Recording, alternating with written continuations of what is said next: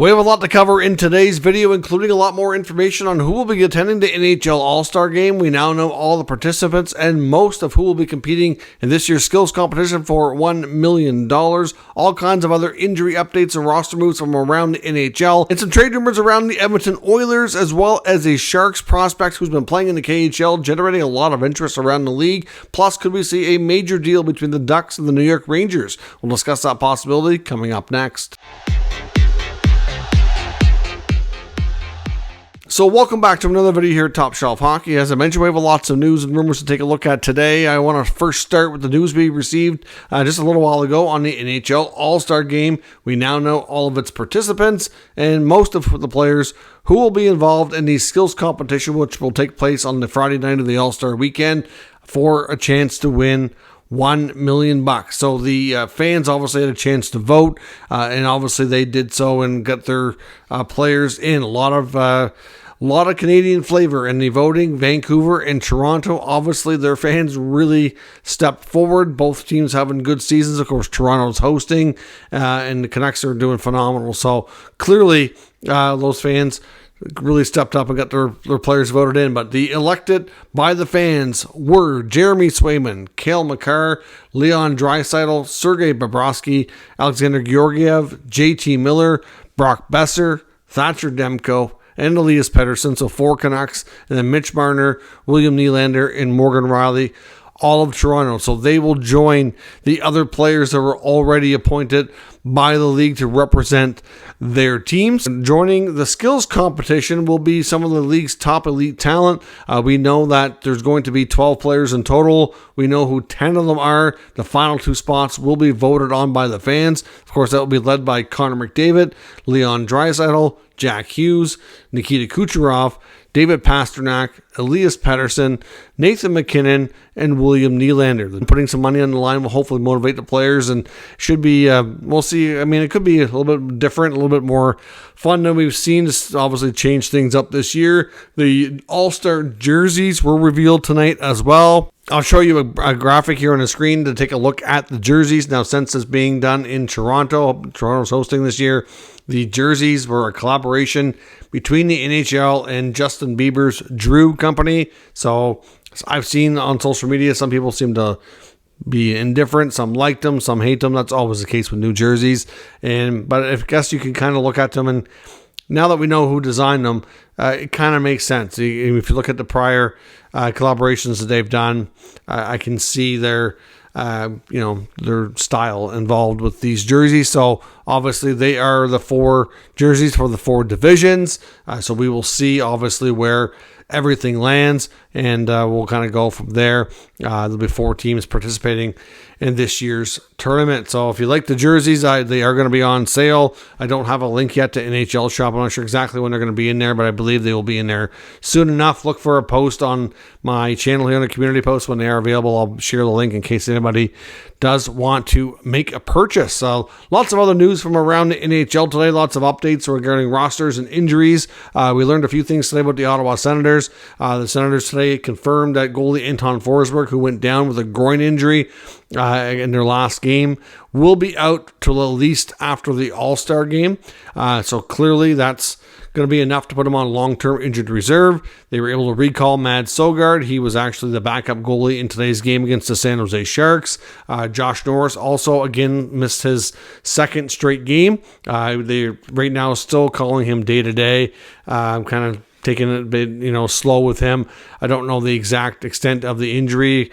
He obviously had a very awkward landing on the ice after going head over heels, but they haven't said exactly what the issue is. Could be, like I said, it could be, shoulder, could be neck, could be a head injury. It's really difficult to say. They have not been any more clear than that. They also activated Rourke Chartier, who appeared in today's game as well. Sens actually hosted the San Jose Sharks on a theme night. They had a Star Wars day today, and they barely beat the Sharks on a buzzer beater by Vladimir Tarasenko. So they were able to snap their 5-game losing streak, which all came on the road. They had won their last home game before heading out on the road prior to that.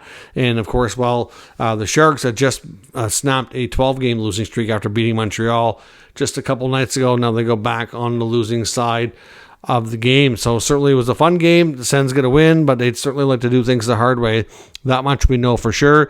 In Montreal, Josh Anderson's missing tonight's game against the Edmonton Oilers. One of their top prospects, Joshua Roy, is making his NHL debut. Nice to see him get an opportunity. Seems to be playing more of a top six role tonight in Anderson's absence as well. So hopefully things go well for him. In Colorado, who's playing the Toronto Maple Leafs, they're going to be without Valerie Nichushkin, who's out with the flu. And the Avalanche are also activating and returning tonight. Josh Manson's back in the lineup. So certainly good for them. I know early in the game, though, because the game already started before I started recording this, the Leafs were out to a 3-0 lead. So certainly not the start Colorado was hoping for. Washington played the Rangers earlier today. Alexander Ovechkin was out of that game due to injury with a lower body injury. We don't know what kind of timelines we're looking at to see Ovi's return. Certainly anytime he misses will make it that much more difficult for him to catch Wayne Gretzky's record due to his slower start this year, lower production, missing games on top of that. Certainly not going to help his case, but it's still within reach if he can get things going. We've kind of been waiting all year for that to happen. Hard to say if or when it will. In Vegas tonight, Jack Eichel is going to miss tonight's game as well. Obviously, he's dealing with an injury, and they kind of want to be precautious with that, so he'll be out of the lineup tonight. And Minnesota, they activated goalie Philip Gustafson, returned Jesper Wallstedt back down to the minors, and Kirill Kaprizov was activated and is playing today as well. In Philadelphia, after one really solid game, Jamie Drysdale's missing today's game due to an illness, so he's sick. And then Sean Couturier is out with what they're calling a minor injury. So hopefully not out too long. Couturier's missed enough time in the past 2 years. Hopefully it's nothing too serious. Now, on to the rumor section of today's video. We got word today from NHL insider Kevin Weeks that the San Jose Sharks are getting a lot of interest. And I guess I'm not sure how you want to refer to this player, because he's a bit of an older prospect, but he's only played 24 NHL games, drafted in 2017. But Sasha Chemlemsky, who was a highly regarded prospect, he was a late round pick. It was picked, I think, in the 6th round in 2017. Played his junior hockey in Canada. He's American born, but he is, I believe, has dual citizenship. I think one parent is American and one parent is Russian, if I'm not mistaken. Like I said, drafted in 2017, played in Ottawa for the 67s for his junior hockey, had a solid junior career, was a later round pick of the Sharks. Then after that, had played some time in the American League and was kind of progressing into being a decent prospect. Things weren't working out, wasn't getting a lot of opportunity at the NHL level, only got 24 games, put up 10 assists. So he decided to head to the KHL, where he felt he could get more of an opportunity. He's played there for the past 2 years and has been one of the league's top scorers. So certainly he is going to be eligible to return to the NHL soon, with the contract he has over there expiring in the near future. And he's getting some interest. The Sharks are looking to trade his rights. I don't think he wants to return to the Sharks lineup, which is kind of, in a way, might not be terrible, considering he could probably get a much more opportunity, considering how much the team has struggled this year, but clearly would like a fresh start with a new NHL team. So there certainly seems to be a number of teams out there that are interested in Chemlemsky's services. I know Canucks media, Rick Dollywall, confirmed that they are definitely one of them, but I think they're one of many. It's a little bit early right now to kind of dictate a front runner. I would suspect we're not going to be able to see a huge asking price from the Sharks, but I would imagine they're probably going to want a draft pick of some kind in return, or another prospect. But again, I don't think it's going to be a huge payment to acquire this player, even though he's had a couple of solid years in the KHL, as we've seen before in the past. Sometimes players who have had that come over and they do very well, and there's other times that it's not the same game and it's not necessarily going to translate exactly the same. So yeah, he struggled in the NHL before, but at the same time, he's a little bit older, a little bit more mature, developed his game, and is certainly probably more ready than he was at that point in time. So it'll be interesting to see. And I'm not sure, like I said, when this trade is going to take place. I don't think there's a huge rush, but if he can get on a roster or have his rights traded and be signed before the NHL trade deadline, then he may be able to participate. I'm not sure his exact status. So if he was an RFA, he may not be eligible to play until next season. I'll have to check on his exact status when he last left the NHL. I imagine he had to be RFA because he wouldn't have been a UFA here as of yet, and he hasn't been gone long enough to become a UFA. So we'll see. Either way, Chembalomsky's an interesting player to watch here in the moving forward the next little while. The Oilers, as we know, have been on a bit of a heater lately. Obviously, today's Connor McDavid's birthday as well. Trying to win another game, continue their hot streak. I know he was asked before what he wanted for his birthday, and he just wants the winning streak to continue.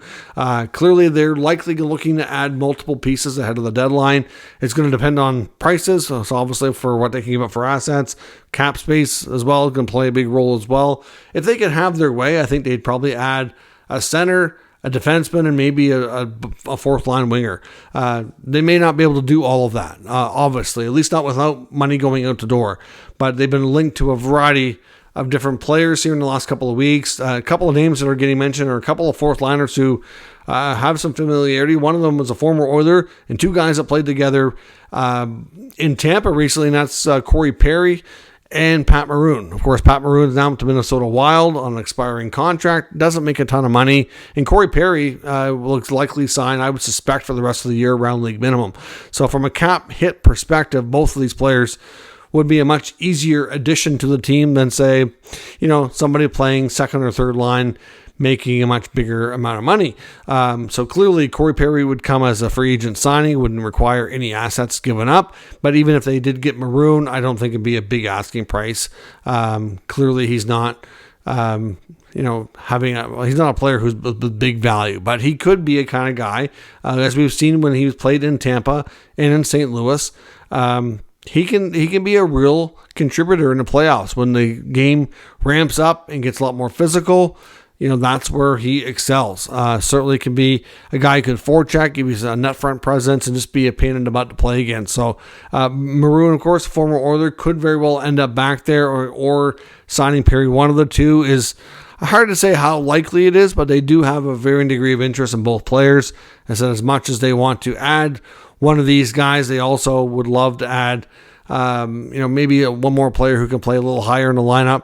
And perhaps some depth on defense. But again, it's going to be tight and tough to see exactly what they can do. Going to depend on how much cap space they can accrue between now and the end of the year, or before now and the deadline, I should say, and kind of see what happens from there. But the Oilers will be busy and want to give themselves ample opportunity to try to make a deep run. They're not quite at a point where a playoff spot's secured, but if they can keep going the way they are, I am very confident that they will indeed get in. Now, I also saw an article, this comes from Stephen Ellis, who writes for the Hockey News. We know there's lots of buzz about Trevor Zegras lately, of course, currently battling a broken ankle, but before that injury took place, there was already starting to be some rumblings about his future with the Ducks. Of course, one of his best friends and teammates, Jamie Drysdale, was just traded to the Flyers for Cutter Gauthier, and given I guess how the contract negotiations for both players went in the offseason, given the depth that they're acquiring for young players who could play the same position as Zegras, there's just some that wonder, long term, does he still fit in their plans, and could he be a trade piece for Anaheim to acquire other pieces to kind of, improve the overall depth of the team? We've seen one rumor linking him to the Montreal Canadiens. Of course, Darren Dreger, I've seen, I believe it was Elliot Friedman and Jeff Mayer talk about it as well, about the future of Zegras. Didn't necessarily link him to one specific team, but the Hams were mentioned by another reporter, I believe it was Dave Pagnota, just kind of wondering if there could be a fit there. And usually, like I said before, when NHL insiders put out information saying, I just got an inkling or I'm wondering about this, typically they know something, and then, they just don't want to come out and say it, so they just kind of get around it that way. Doesn't mean that he does for sure, but it could have been a case of knowing that the Habs have interest. Just because there's interest doesn't mean it's going to come together and actually go down. That's another story. But this article suggests that the Rangers also have varying degrees of interest in this player. Hard to say if and when that can happen. If it does, it may not even happen before the deadline. It could be a deal that happens in the offseason. I think it's a more likely offseason trade, in my opinion. Maybe something around the draft. But the trade essentially was Trevor Zegras going to the New York Rangers in exchange for Kaapo Kakko and young defenseman Braden Schneider. Now, we know the Rangers have a pretty deep defense. At times this year, I think fair to say they haven't quite lived up to expectations, even though the team has done quite well. But obviously, Schneider's a guy I think they really like, and I don't think they really want to move him. I think Kaapo Kakko, into some varying degree, Lafreniere, are players that I think they do wonder what their long-term future holds there. I mean, we've seen Lafreniere kind of take some steps forward this year. I don't know that him and Kakko are really they're not where the team thought they'd be at this point in their development in their career. I think that's fair to say, but I think it's also fair to say that prior to this year, the opportunities were pretty limited to third line minutes as well, and it's kind of hard to become a top scoring player when that's what your role is, and that's the minutes you're getting and the role you're expected to play. But at the end of the day, Kakko is still a young forward with a lot of potential, and Schneider's a great young defenseman.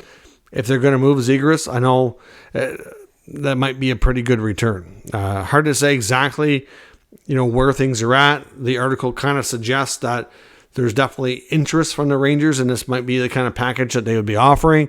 Doesn't mean for sure. Like, this is, I think, more of a writer's opinion than it is a, confirmation of sources saying that the discussions are taking place. Zegras very well could be a great addition, though, to that team. Obviously, they have a lot of great young forwards, but, they do have, you could say that some of their top players, like, Panarin, Kreider, Zibanejad, like, they're not super young. They do have some interesting young players like Brennan Othman, Will Cooley. Long term will have bigger roles. Obviously, they still have Lafreniere, Kakko, but some of their top guys are getting up there. If they can find a way to infuse some youth as well as some offense and kind of get a player like Zegras' caliber, I would certainly think they should fully explore that for sure. And getting Trevor Zegras, as dynamic as he is and fun to watch, into a hot market like New York would probably be great for the league. Not that really matters in this trade, but I think it'd be a case of being able to get a lot of eyeballs on him and where he could really benefit from the larger market nonsense. Not that there's anything wrong with Anaheim. I think he was getting plenty of attention. Was a cover player of the NHL EA Sports game as well, just not that long ago. But certainly things have not gone well for him this year in Anaheim. And after, contentious negotiations in the offseason, now Drysdale's gone. Not to say that he can't play on the team because his best buddy was traded, but it just makes you wonder about the future there with Pat Verbeek and the new coach, what they're thinking, right? And I just wonder if, as much as he's a talented guy, if his style of play sometimes isn't what they want.